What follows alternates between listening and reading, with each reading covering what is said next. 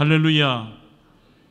오늘 여러분들과 함께 전능하신 하나님을 제한하지 말라, 그런 제목으로 함께 말씀을 나누고자 합니다. 여러분, 아이들의 위인전에 한 번도 빠짐없이 등장하는 여인이 있습니다. 바로 유고슬라비아 출신의 수녀로서 평생을 인도의 가난한 자들의 어머니가 되었고 고통받고 소외받는 사람들의 어머니가 되었던 마더 테레사입니다. 오직 했더라면 천주교에서는 이 여인을 얼마 전에 성자로, 성녀로 그렇게 추대를 하였습니다. 그 정도로 대담한 여인인데, 이 여인은 1979년 12월 11일에 노벨 평화상을 받습니다.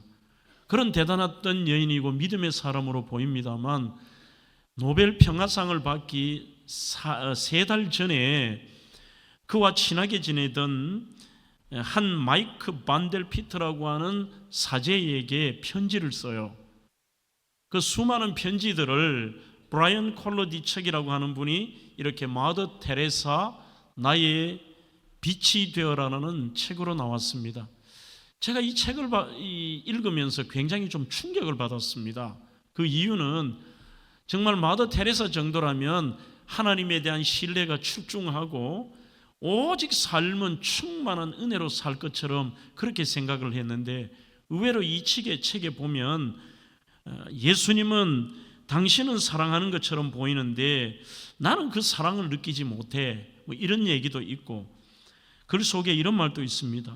나에게는 침묵과 공허가 너무 커서 그분을 보려 해도 보지 못하고, 들으려 해도 듣지 못하고, 기도의 혀를 움직이고자 해도 그렇게 하지 못하고 있습니다. 제발 저를 위해 기도해 주십시오. 내 믿음에는 자꾸 의심이 듭니다. 이런 부정적이고 조금은 믿음의 흔들림을 이 글을 통해서 볼 수가 있습니다.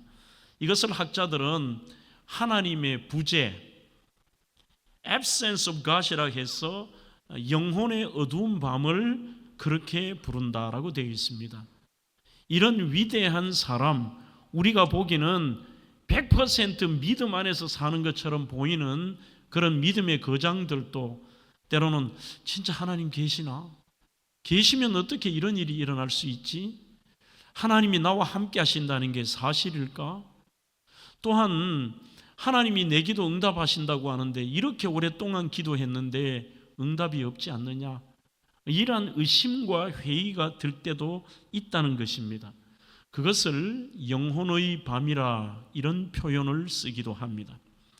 여러분, 믿음이 없는 자에게 하나님을 의심하고 하나님이 하시는 일들의 의심은 당연하겠습니다만, 아이러니컬하게도 매주일 교회에 출석을 하고 나는 믿음 생활 한다고 하는 분들에게도 정말 때로는 하나님의 존재 자체도 의심하는 이 무서운 일이 벌어지기도 합니다.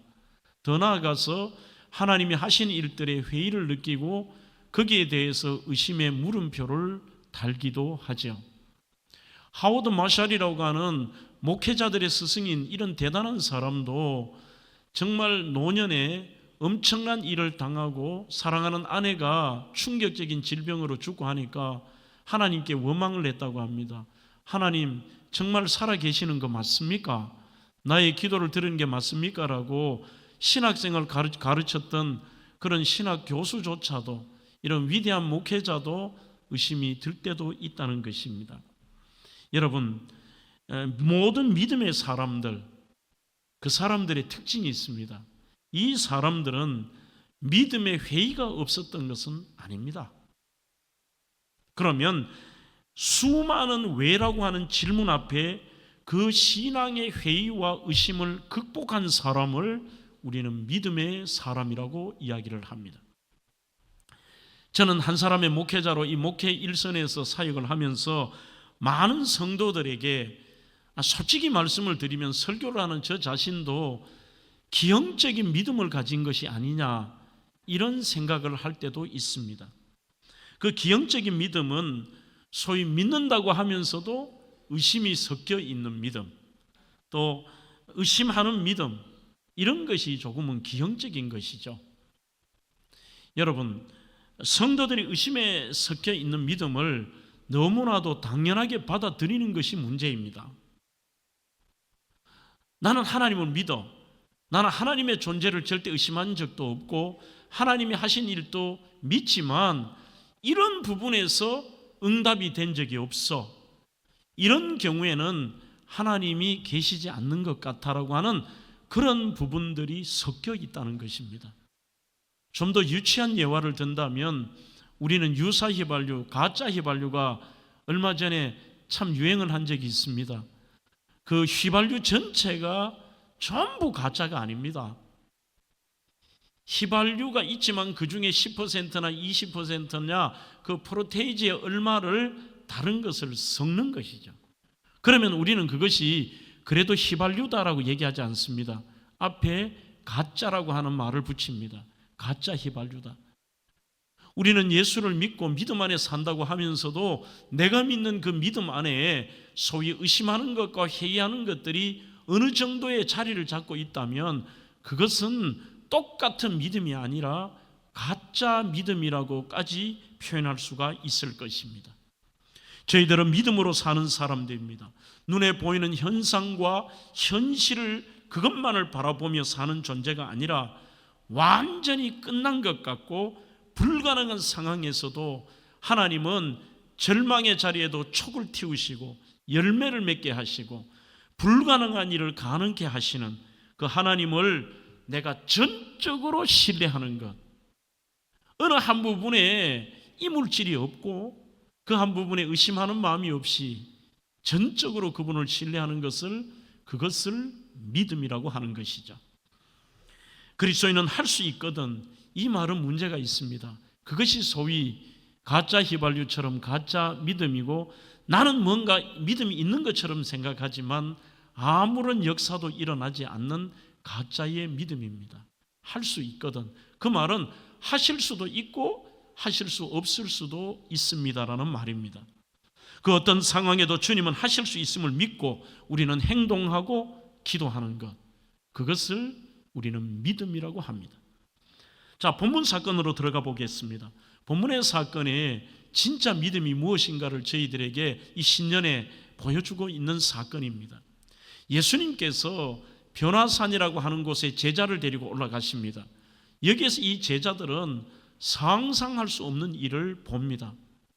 실제 오래전에 죽은 그 선지자들과 예수님께서 대화를 나누고 그 자리에 임하고 얼마나 영광스러운 모습으로 변화가 되었던지 그 제자들조차도 주님, 우리 더 이상 세상으로 가지 않고 우리가 옛날로 돌아가지 않고 여기에 집을 짓고 우리 여기서 영원히 살면 좋겠습니다라고 얘기합니다.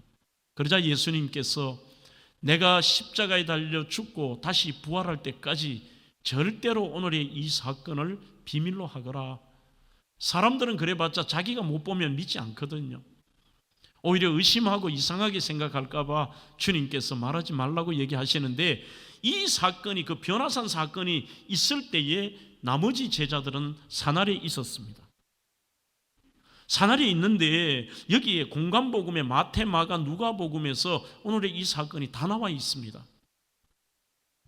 주님이 변화산에 계시는 동안 산 밑에 있는 제자들에게 정말 안타까움의 아버지가 그 아들을 데리고 제자들에게 나옵니다. 이 아들은 간질병과 정신병과 귀신병이 든 그러한 병을 가진 아이였는데 7장 15절에는 간질병이라고 되어 있고 마가복음 9장 22절에 보면 이 소년의 배후에는 귀신의 역사가 있다는 것을 알 수가 있습니다. 원문에는 셀레니아제타이라는 말인데 영어 성경 킹제임스 버전도 간질병, 그리고 어떤 이 버전에는 정신병이라고 되어 있습니다. 신앙생활을 하시다 보면 정신병과 이 귀신 들린 것은 차이가 많습니다. 정신병은 말 그대로 그 정신적인 문제지만 이 귀신 들린 것은 영적인 문제입니다. 오래전에 한 20수년 전에도 저희 교회에 이 귀신 들린 그 여성 한 분이 나왔는데 부교역자 몇 분이 4분 남자가 달려들어도 그냥 확 뿌리쳐버리면 다 나가 떨어져 버려요. 그러면서 막 동네에서 막 옷을 다 벗기도 하고 이런 일들은 정신과적인 질병과는 좀 다릅니다. 귀신이 떠나가면 갑자기 잠잠해져요. 그러나 정신과적인 질병은 약물 치료도 하고 그 정신과적인 이러한 치유를 받아야 되겠죠. 그 중에서도 오늘 이 아버지의 아들의 그 특징은 간질 증상이 나타난 것 같습니다. 쓰러져서 거품을 물고 이런 일들이 하면서 귀신 행동도 하고 온갖 이런 것이 아마 겹쳐진 것 같습니다. 얼마나 힘들었든지 15절에 보면 심히 고생하여, 이게 원문에는 카코스라는 말인데 비참했다는 겁니다. 가정에 그런 귀신 들리고 정신병이 심각한 사람이 한 분이라도 있으면 얼마나 힘들까요? 식구들이 그냥 비참한 거예요. 삶 자체가 비참한 그런 상황입니다. 이 아버지가 세상의 방법을 안 써봤겠습니까? 모든 방법을 써본 다음에 예수님에 대한 소문을 듣습니다. 도저히 회생 불가능한 상태인 아들을 고치기에 왔지만 예수님은 계시지 않고 예수님의 제자를 만납니다. 우리 아들이 이렇다고 합니다. 그러자 제자들도 그 아이를 위해서 이렇게 기도도 하고 안수도 하고 축기도 했겠습니다. 하지만 문제는 고치지를 못합니다.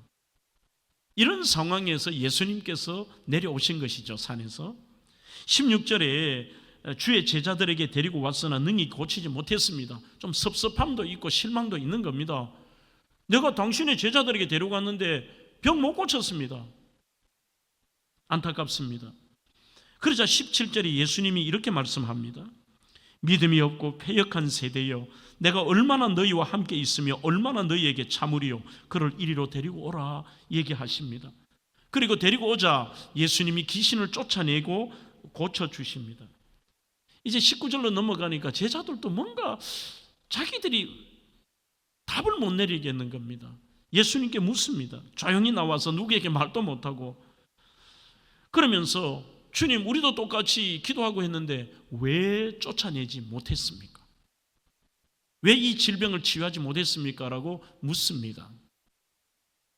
그러자 오늘 두 가지 중요한 기둥인 올한해 우리 교회가 그 두 가지 기둥으로 성도들이 나갔으면 좋겠습니다. 이렇게 말씀하십니다. 이르시되 너희 믿음이 작은 까닭이니라. 진실로 너희에게 이르노니 만일 너희에게 믿음이 겨자씨 하나 만큼만 있어도 이 산을 명하여 여기서 저기로 옮겨지라 하면 옮겨질 것이요 또 너희가 못할 것이 없다. 그렇게 되어 있습니다. 이 성경이 마가복음 9장 29절에는 또 뭐라고 얘기하느냐? 너희들이 왜 안 된지 아느냐? 기도하지 않은 까닭이야. 이러한 기적의 역사와 삶의 놀라운 변화와 은혜가 없었던 이유를 주님이 너희들에게 믿음이 없었고 기도하지 않은 까닭이라, 그렇게 정의를 내리고 계십니다. 오늘 우리는 본문을 읽으면서 자연스럽게 강조점이 믿음과 기도입니다. 불가능이 정말 모든 것에 덮고 있는 이 절망의 인생에서 주님에 대한 믿음이, 그분을 어떻게 믿느냐가 정말 중요한 것입니다. 오늘 본문에는 귀신 들린 아이 앞에서 어찌할 수 없는 무력한 제자들의 모습을 봅니다. 그들은 예수님의 말씀을 직접 들었습니다. 예수님과 함께 다녔습니다. 특별히 예수님이 행하신 그 어마어마한 일들을 옆에서 본 분들입니다.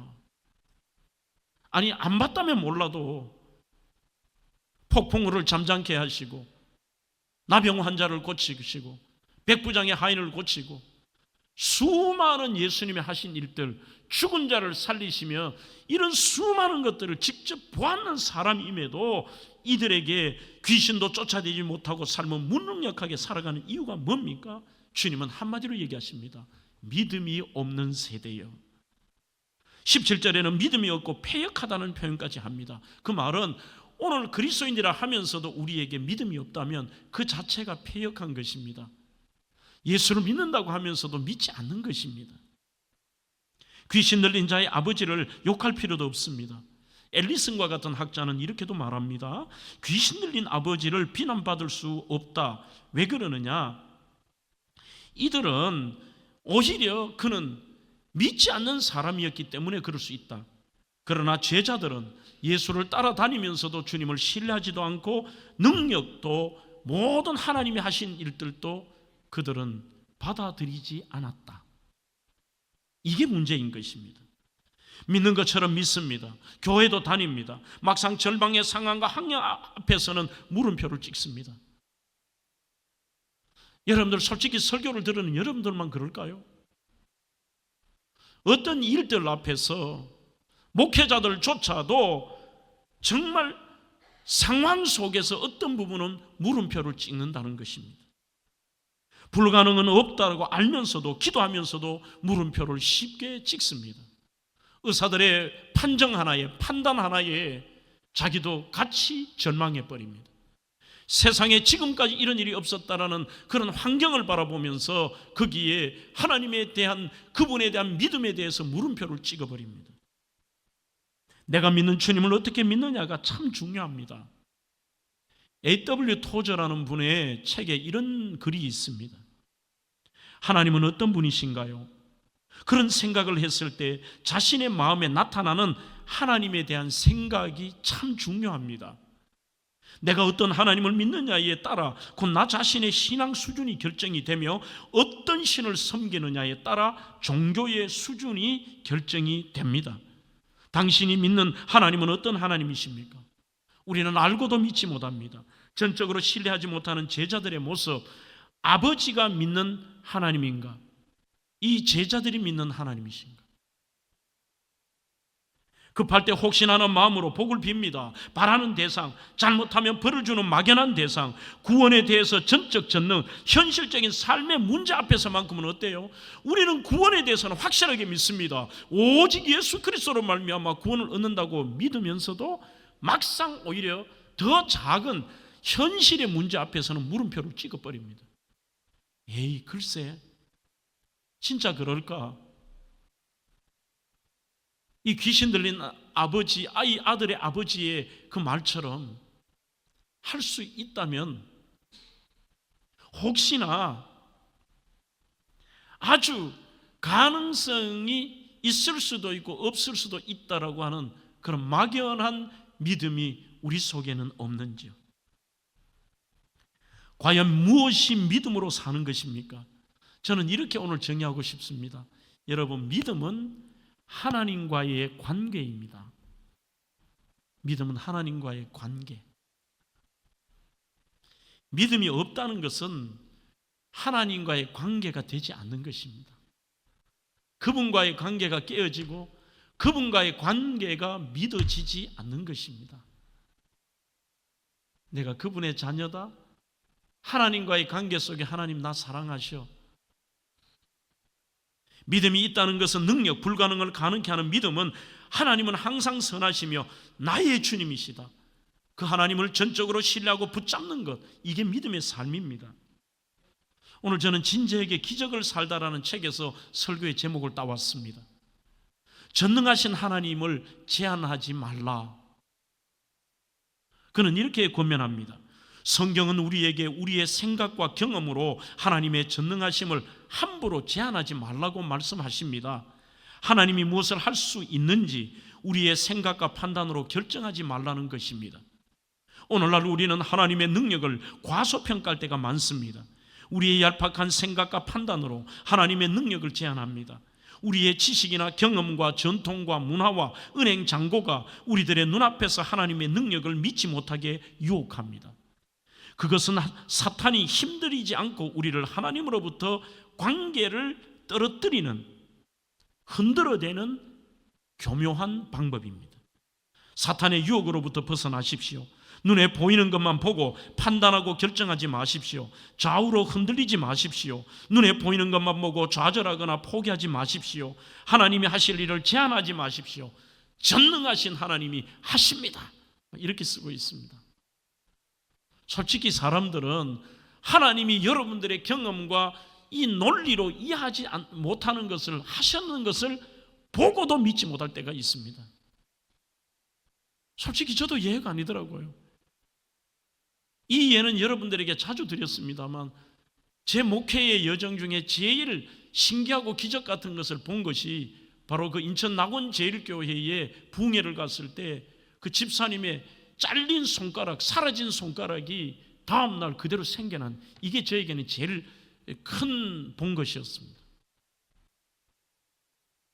그 일식집 집사님이 손이 잘려있는 걸 직접 보여주는데요, 솔직히 말하면 천지 만물을 만드시고 죽은 자도 살리시는 하나님의 능력이 손가락 하나 못 만드시겠어요? 없는 거를. 이걸 우리는 믿음으로 알면서도, 목사조차도 그걸 직접 보면서도 100 중에 얼마는 이게 어떤 일인가? 그게 우리의 솔직한 얄팍한 믿음입니다. 그러니 역사가 일어나지 않는 거죠. 히브리서 11장 6절에 믿음이 없이는 하나님을 기쁘시게 하지 못하나니 하나님께 나아가는 자는 반드시 그분이 계신 것과 또한 그를 찾는 자들에게 상 주시는 있음을 믿어야 할지니라, 그렇게 말씀하고 있습니다. 예수님은 본문의 말씀 통해 절망을 희망으로 바꾸는 믿음에 대해서 말씀하시는데, 우리가 가져야 될 믿음이 어떤 믿음인가? 오늘 우리는 그 세 가지만을 간단하게 좀 생각해 보고자 합니다. 첫 번째는 못할 것이 많은 세상에 못할 것이 없게 하는 믿음이 뭐냐? 예수님에 대한 믿음입니다. 예수님에 대한 믿음. 제자들 귀신 쫓아내고 여러 능력을 행한 제자, 결국 그들의 능력이 아닙니다. 예수님이 개입하시고, 그리고 예수님께로 데려오는 순간, 문제 있는 아이를 예수님께 데려오는 순간 해결을 받았는데, 성도들이 착각하는 게 많습니다. 교회 나가면 문제 해결이 된다, 기도하면 문제 해결이 된다, 목회자의 도움이 된다.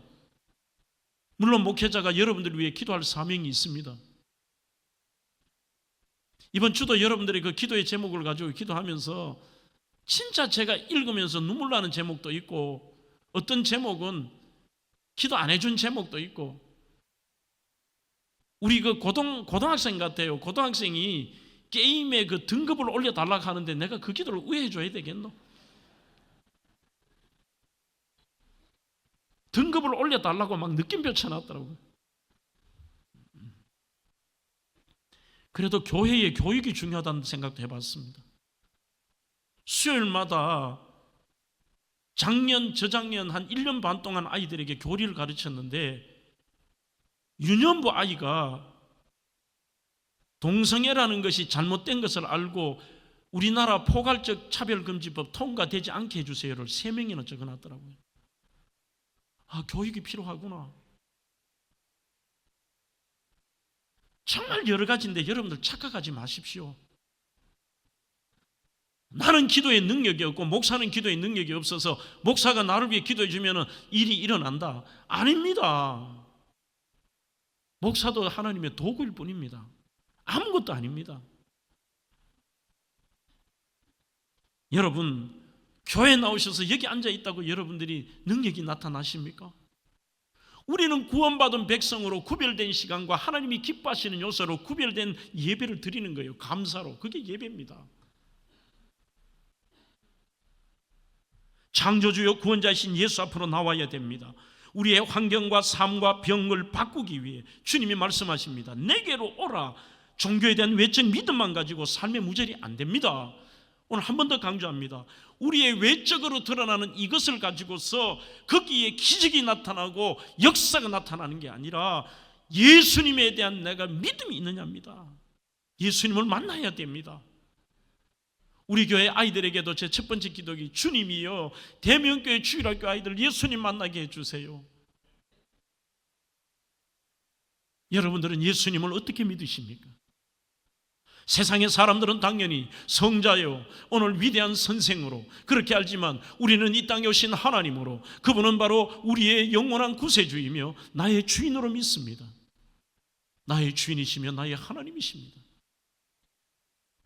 오늘 15절로 마가복음과 여러분들이 시간이 되시면 마태, 마가, 누가의 오늘 이 사건을 비교해 보시면 조금 도움이 됩니다. 처음에 안타까운 아들을 둔 아버지가 나와서 예수님을 보고 뭐라고 얘기하느냐 하면, 원문에는 마가복음에 디다스칼로스라고 부릅니다. 오, 디다스칼로스, 선생님이라는 뜻입니다. 스승님, 위대함을 깨달은 선생님이요. 놀랍게도 이 믿음에 대한 이야기를 예수님과 나누고 난 다음에 이분의 용어가 달라집니다. 한글 성경에는 동일하게 주여라고 번역이 되어 있지만 원래 이분이 예수님을 부를 때 디다스 칼로스라고 부르는 것이 뒷부분에는 퀴리에라고 부릅니다. 퀴리에는 하나님과 주님을 나타낼 때 쓰는 표현, 주님 주인이라는 뜻일 때의 퀴리에입니다. 주여, 그렇게 부릅니다.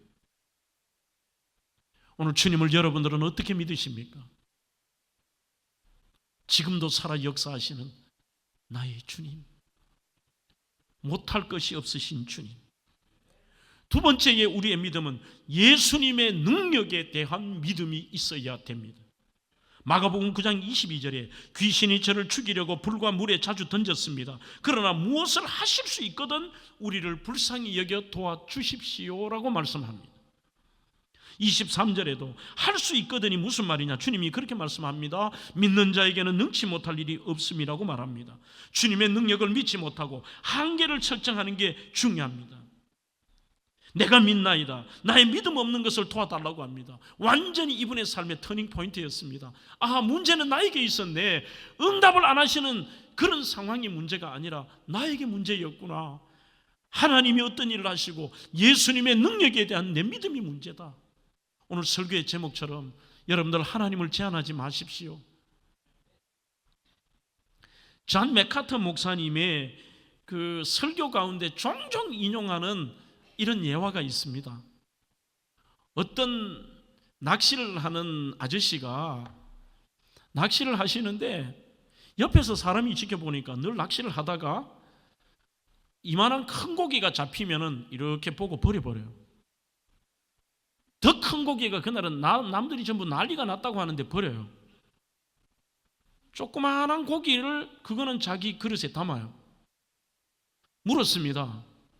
왜 당신은 큰 고기는 버리고 작은 고기만 그렇게 가지고 가지? 물으니까 우리 집에 후라이팬이 작대요. 후라이팬 바꿔야죠, 후라이팬을. 이 유치한 이야기를 왜 존 맥카터가 했을까? 안타까운 우리의 믿음, 우리의 믿음.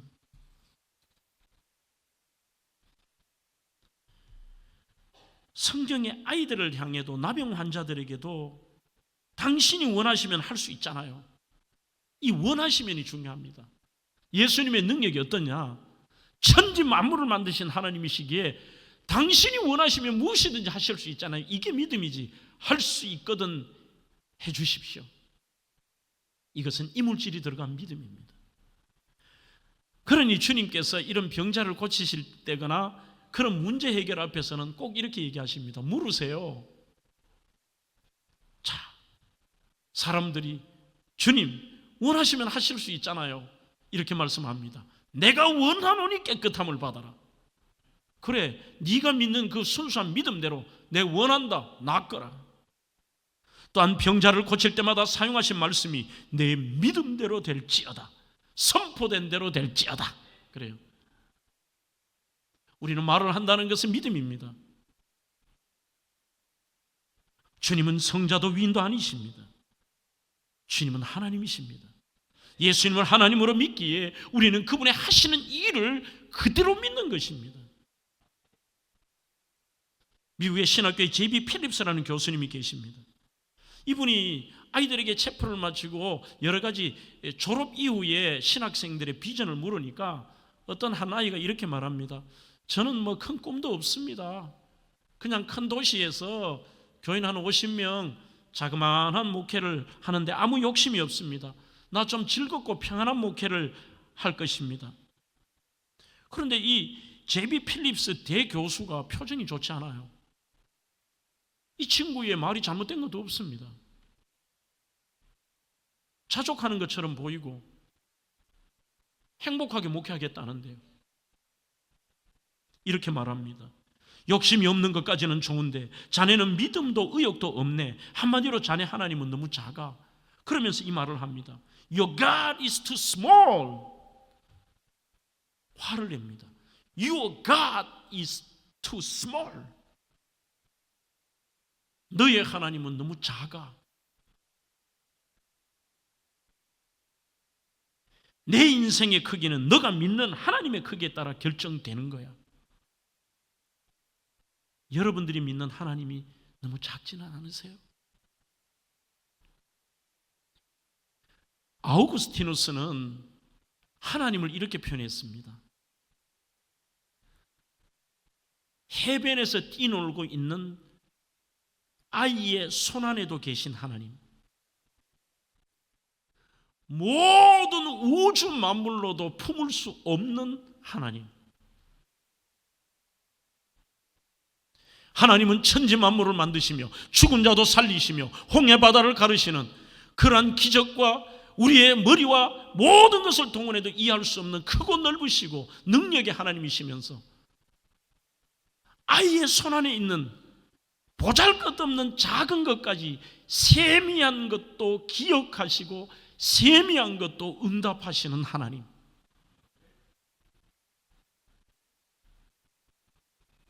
그 하나님의 능력을 우리는 믿어야 됩니다. 때로는 여러분들 작은 것도 하나님께 기도할 수 있습니다. 주님의 능력이라면 가능합니다. 불가능한 여러분들, 세상에서는 그런 일이 없었던 것도 하나님은 하실 수 있습니다. 그것을 온전히 그분의 능력을 믿는 것입니다. 수년 전 아이들을 데리고 태국의 그 트라이앵글에 단기 선교를 갔을 때 나가서 공연도 하고 선교를 해야 되는데 그때 갔다 어떤 분들 기억하실 거예요. 비가 이게 쏟아지는 정도가 아니라 하늘에서 퍼붓더라고요. 어떤 것도 못해요. 차를 타고 이동하는데 비가 와서 앞에 이게 보이지 않을 정도. 차 안에서 그렇게 기도하자 그랬습니다. 하나님은 하실 수 있잖아. 하나님, 아이들 이 단기 선교 지금까지 준비했는데 비 그쳐주세요 하니까 희한하게도 딱 내리면 비가 그쳐요. 그래서 한 군데서 공연을 하고 그 원주민 마을에서 공연하고 나오는데 또 비가 억수같이 쏟아져요. 다음 걸 하지를 못해요. 또 기도했어요. 가니까 또 비가 그쳐. 식당에서 점심 먹는데 비가 와서 앞에 나가지도 못하겠어요. 하나님 비 그치게 해주세요. 우리가 딱 나가니까 또 비가 그쳐요. 그때에 바로 이 어거스틴의 이야기가 떠올랐습니다. 작고 작은 우리의 그 상황 속에서 그 지역만 비를 그쳐달라고 하는 이 기도도 들어주시는 분. 마지막 세 번째는 기도의 능력에 대한 믿음이 반드시 있어야 됩니다. 우리는 기도로 문제 해결하는 것을 배울 수 있어야 됩니다. 불가능한 문제를 어떻게 예수님께로 가지고 나옵니다. 그 다음에는 주님을 전적으로 신뢰합니다. 어떻게 주님을 신뢰하는 것입니까? 기도하는 것입니다. 기도하지 않으면 자신의 경험과 생각과 의지와 계획과 머리를 의지하는 그렇게 되는 것입니다. 귀신을 쫓아낼 수 없었나라고 제자들의 질문 앞에 주님이 믿음이 적었고 그리고 29절에 이르시되 기도 외에 다른 것으로는 이런 종류가 나갈 수 없느니라 하시니라 그렇게 말합니다. 여러분, 기도가 불가능의 문제를 해결할 수 있는 가장 강력한 도구라는 것입니다. 아이들에게 무슨 믿음의 유산을 남기겠습니까?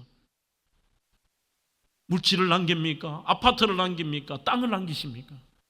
얼마나 어리석은 것인지요. 믿음과 기도의 유산을 남기십시오. 우리 교회는 특별 밤기도나 새벽기도를 하면 다 차잖아요. 특별히 광고를 안 해도 저는 그게 눈물 나도록 감사하고 이게 비전이라고 생각합니다. 어린아이들은 안고 어떤 어머니는 아이 내 때리고 새 때리고 얼마나 힘들까요? 나온다고 애들이 기도합니까? 예배 시간에 잡니다. 괜찮습니다. 그냥 유산 남겨주는 거예요. 엄마 아빠는 이렇게 기도하더라. 우리 엄마 아빠는 이렇더라. 애는 옆에서 자고 있거나 아니면 옆에 졸고 놀고 있는데 엄마의 하는 소리가 들려요. 애한테. 아, 저게 중요하구나. 그거 하나 보여주면 되는 겁니다. 그리고 우리의 모습을 주님 앞에 기도가 중요하다는 것을 깨닫는 것입니다. 하늘문이 열리고 불가능이 가능케 되는 능력을 보기 시작해야 됩니다. 여러분들 기도한다면 금방 금 나오라 뚝딱 아닙니다. 이런 식의 기적이 일어나는 것이 아니라 깊이 올바르게 기도하게 되면 주님을 의지합니다. 주님을 의지하면 모든 문제가 해결됩니까? 아닙니다. 진정 주님을 사랑하고 의지하면 기도로 그분과 교제가 됩니다. 그리고 그 가운데 거하면 기도하면 이 중요한 문구입니다. 문제는 더 이상의 문제가 아닙니다. 희한하게도 그 문제가 자신의 삶을 꽉 누르고 있는데, 문제는 여전히 똑같지만 기도의 능력을 아는 사람은 그분과 교제하고 그분을 의지하면 문제가 안 돼요. 때가 될 때까지 기다립니다. 그리고 단순하게 참고 기다려가 아닙니다. 하나님의 때가 되고 그분께 맡기면 시편 37편 5절에 너의 길을 여호와께 맡기라. 그를 의지하면 때가 되면 그분이 이루신다고 되어 있습니다. 신앙생활하기 어려운 시대입니다. 주님의 몸된 공동체인 교회에 정녕 답이 없을까요? 전부 교회들마다 마이너스다, 힘들다, 어렵다. 미래학자들은 2037년이 되면 한국 교회가 3분의 1 토막으로 난다고 얘기합니다. 지금의 1000만 명이 330만 명 정도가 된다고 그런 통계가 있습니다. 인공지능 시대, 시대의 과학화, 데이터가 신의 자리를 대체합니다. 그러나 여러분, 영역이 없으면 이 시대를 거슬러 사역할 수도 없습니다. 영역이 뭘까요? 저는 이렇게 정리해 봅니다. 사람을 통해서 일하시는 하나님의 능력입니다. 그게 영역입니다. 영역은 사탄의 관계를 수포로 만듭니다. 영역의 사람은 담대함으로 세상을 이깁니다. 영역은 말한 대로 삽니다. 영역은 살리는 능력이 있습니다. 영역은 거듭나게 합니다. 영역은 변화시킵니다. 그 영역은 기도에서 나옵니다. 기도밖에 없는 게 아닙니다. 기도가 전부입니다. C.S. 루이스의 고통의 문제라는 좀 읽기 어려운 책이 있습니다. 그러나 청년들 꼭 한번 읽으십시오. 여기에 보면 마지막 부분에 고통의 문제에 대한 답을 쓰고 있습니다. 답이 뭔지 아세요? 고통의 문제는 결코 설명할 수 없다. 이게 답입니다. 그러나 희망적인 제안을 한 가지 합니다. 고통의 문제, 오늘 이 간질병 들리고 귀신 들린 아이와 부모처럼 그런 고통의 문제는 결코 설명될 수는 없지만 극복될 수 없는 것은 아니다. 어떻게 극복합니까? 신앙의 길을 걸었던 믿음의 선배들의 간증입니다. 모두 이들은 믿음으로 극복했고 기도로 극복했습니다. 그러면 여러분, 이 어려움을 극복하는 기도의 태도를 설명하겠습니다. 그것은 바로 사무엘상에 나오는 한나의 기도입니다. 삶이 죽을 만큼 힘들었습니다. 고통스러웠습니다. 아이를 낳을 수 없는 그 당시의 고대의 힘든 부분뿐만이 아니라 옆에 분인나라고 하는 두 번째 아내가 상상할 수 없는 괴롭힘을 줍니다. 너무너무 하루하루가 힘듭니다. 어디에 말할 데도 없습니다. 방법도 없습니다. 그저 하나님의 전에 가서 통곡하고 기도하고 침묵으로 기도합니다. 얼마나 그가 집중해서 있었든지 옆에 보던 제사장이 제 지금 술 취했다라고 생각했습니다. 그러면 우리는 그 고통을 극복하는 기도의 능력이 어떤 것으로 기도해야 되느냐? 첫 번째는 심정을 토하는 기도를 하십시오. 심정을 토한다는 것은 통곡으로 기도하고 침묵으로 기도했듯이, 여러분들 통성기도 좋아하는 분, 침묵기도 하는 분 비난하지 마세요. 침묵기도 하는 분, 통성기도 하는 분 비난하지 마세요. 다 필요합니다. 때로는 하나님께 울부짖으며 기도할 때가 있습니다. 때로는 말 한마디 없이 깊이 그분을 묵상하고 깊이 그분을 뜻을 생각하며 침묵하는 기도도 필요합니다. 두 번째는 욕구를 승화하는 기도가 필요합니다. 승화는 그렇게 바꾸는 것이죠. 우리는 하나님 앞에 소원을 아뢰일 수도 있습니다. 하나님 들어주세요. 하나님 아이 낳게 해주세요. 저에게도 아들 주세요. 나중에 하나님이 3남 2녀를 주시는데 고통을 돌아보시고 생각하시고 잊지 않으시고 주시면 어떻게 하겠다? 평생 이 아이를 그를 여호와께 드리겠습니다. 정말 그 다니엘을 평생 위대한 일을 하게 합니다. 이 사무엘을요. 여러분들 그런 기도도 필요해요. 왜 돈 벌려고 하십니까? 하나님, 저도 이렇게 하고 싶습니다. 하나님 영광 위에 쓰고도 싶고요. 하나님 건강하고 싶습니다. 이 질병에서 노임을 받고 싶습니다. 그것을 욕구를 승화하십시오. 저에게 건강을 주셔서 주님의 기쁨의 모습으로 살고 싶습니다. 세 번째는 응답을 확신하는 기도입니다. 하나님의 능력이라면 가능합니다. 성경에 보면 그때 이후로 기도하고 한나의 얼굴에 수색함이 없었더라. 하나님께 맡기고 작은 기도도 할 수 있습니다. 아이의 손 안에 있는 것처럼 하나님 이거 들어주세요, 하나님 도와주세요 할 수 있습니다. 세상적으로 완전히 불가능한, 지금까지 본 적 없는 것도 기도할 수 있습니다. 그분의 능력이라면 하나님 살려주세요, 하나님 바꿔주세요, 자연의 현상도 하나님 바꿔주세요 할 수 있습니다. 미가서 7장 7절 오직 나는 여호와를 우러러보며 나를 구원하신 하나님을 바라보나니 나의 하나님이 나에게 귀를 기울이시도다. 오늘 한 분의 이야기로 설교를 마무리합니다. 안산 제일교회에 시무했던 김응선 장로님과 박여 권사님이 계십니다. 이분은 1955년 광양의 광동중앙교회에서 1월 23일 장로로 피택이 되었는데, 장립된 첫 주에는 원래 그 피택 되신 분을 공기도를 세우세요. 대표 기도를 하는데 올라오시려고 하는데 목사님이 제지를 해요. 장로님 죄송한데 오늘 기도하지 마세요. 그러면서 다른 장로님이 기도를 시키세요. 이유는 그분이 그날 정장을 입고 오시지 않고 점퍼를 입고 오셨어요. 그래서 정장을 입은 장로님을 기도를 시키셨는데, 알고 보니 이분이 예배에 편한 복장으로 오신 게 아니라 피택을 받을 때도 그랬습니다만 양복을 살 돈이 없었던 거예요. 가난 정도가 아니에요. 그런데 애는 또 얼마나 많이 낳았는지, 지금 사진에 보는 게 그분들의 자녀들입니다. 5남 3녀. 그날부터 새벽마다 하나님께 이렇게 기도했대요. 하나님, 이 처절한 가난은 저 하나로 족합니다. 내 자식들 가난 물려받지 않게 하시고 이 자녀들 모두 장로 권사되고 그리고 가난을 물려받지 않게 해주세요. 큰아들 김홍규 장로는 호남 기독학원 이사장입니다. 둘째 아들 김병규 장로는 명보기업 회장입니다. 셋째 아들 김성규 장로는 유성 ST 회장입니다. 넷째 김명규 장로는 인천제일교회 장로이면서 2번의 국회의원을 한 CQ어넷 회장입니다. 다섯째는 김순규 장로로 할렐루야교회 장로로 우리나라 법무부 장관과 국정원장을 했습니다.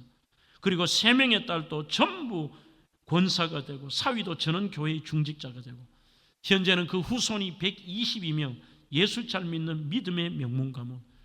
그래서 늘 때가 되면 모여서 가족 모임을 하는데, 우리 아버지의 그 새벽마다의 간절한 시간마다의 기도, 가난을 물려주지 않겠다는 그 기도로 아무것도 없는 우리가 하나님의 은혜를 누렸다. 그 김승규 장로의 간증을 제가 직접 들었습니다. 유치한 기도 아닙니다. 우리는 이러한 기도, 가난 물려주고 싶지 않습니다, 할 수 있습니다. 죽은 자도 살리시는 하나님의 능력 앞에 우리는 초자연적인 것도 기도할 수 있습니다. 그 기도의 능력을 믿는 게 중요합니다. 여러분들 어떻게 한 해를 보내시겠습니까? 이 한 해 믿음과 기도의 축을 세우고 그 믿음의 여정을 달려가는 우리 대명교회 성도들이 되기를 주의 이름으로 축원합니다.